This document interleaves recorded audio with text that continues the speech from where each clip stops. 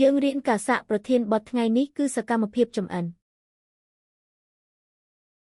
Dayındao.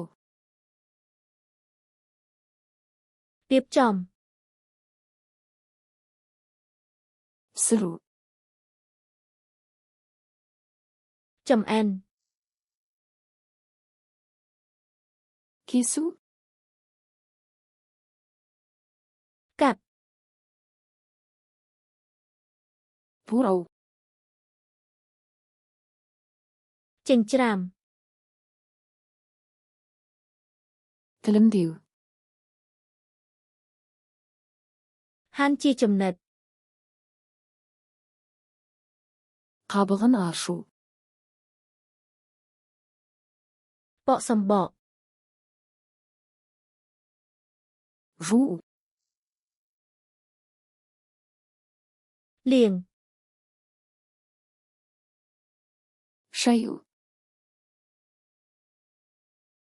ជំរះ Kiptru. ធ្វើឲ្យស្ងួត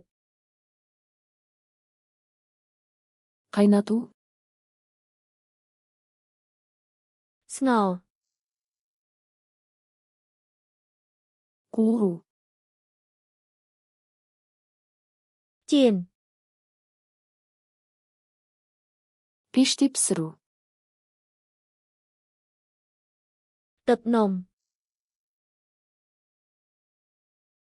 Grildi pisiru. អាំង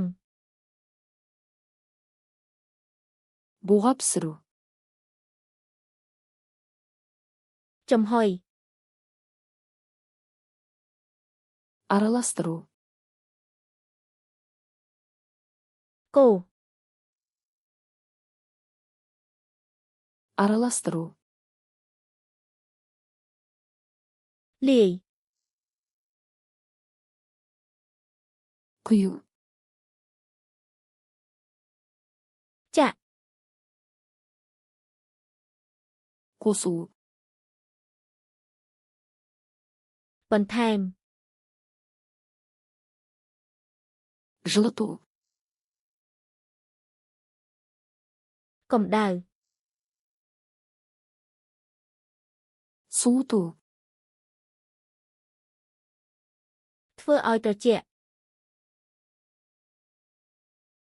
Snu. តាក់បំរើ Dämin kuyruğu. ភ្លក់ Demdiu. តាក់គ្រឿងទេស Süzü. ច្របាច់ទឹកចេញ Żabu. គោក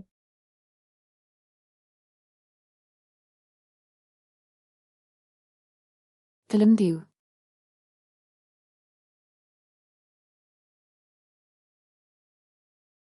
Dayındao.